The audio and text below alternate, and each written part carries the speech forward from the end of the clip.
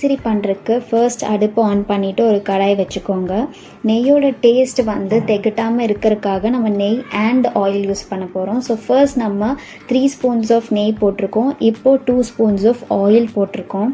தென் நம்ம என்ன பண்ண போகிறோம் அப்படின்னு பார்த்தீங்கன்னா, ஆல்ரெடி வறுத்துருக்க ரவை போட போகிறோம். ஆல்ரெடி லோ ஃப்ளேமில் ரவையை நல்லா நீங்கள் கொஞ்சம் ரோஸ்ட் பண்ணிவிட்டு அந்த ரவையை தான் நம்ம இதில் போட போகிறோம். இங்கே நான் வந்து 1 கப் ஆஃப் ரவை எடுத்திருக்கேன். நீங்கள் ரவையை எந்த கப்பில் மெஷர் பண்ணுறீங்களோ அதே கப்பில் தான் நீங்கள் சுகர் அண்ட் தண்ணி மெஷர் பண்ணணும். இந்த ரவை நல்லா குக் ஆகிற வரைக்கும் நீங்கள் இதை வந்து வணக்கிட்டே இருங்க. தென் இதில் நம்ம என்ன போட போகிறோம் அப்படின்னு பார்த்தீங்கன்னா, கிஸ்மிஸ், முந்திரி, ஏலக்காய் இந்த 3 பொருளையும் நம்ம இதில் போட்டிருக்கோம்.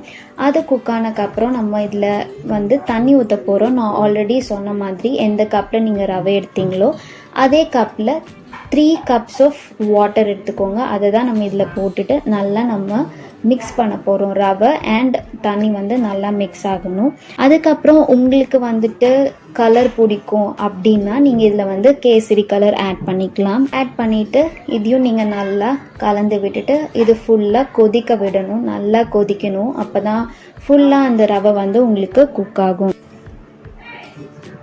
இப்போ இது நல்லா கொதிச்சக்கப்புறம் இதில் நம்ம வந்து சர்க்கரை போடுறோம். 1.5 கப் சர்க்கரை போட்டுட்டு அதையும் நீங்கள் நல்லா மிக்ஸ் பண்ணிக்கோங்க. இது நல்லா கட்டி பிடிக்காமல் நீங்கள் ஃபுல்லாக நல்லா கலந்து விட்டுக்கோங்க. இது ஃபுல்லாக கொதிச்சக்கப்புறம் இப்போ நீங்கள் என்ன பண்ணலான்னா, கடைசியாக ஒரு 1 ஸ்பூன் இல்லை 2 ஸ்பூன் ஆஃப் நெய் மேலே ஊற்றி நீங்கள் அடுப்பை ஆஃப் பண்ணால் உங்களோட கேசரி ரெடி ஆகிடும்.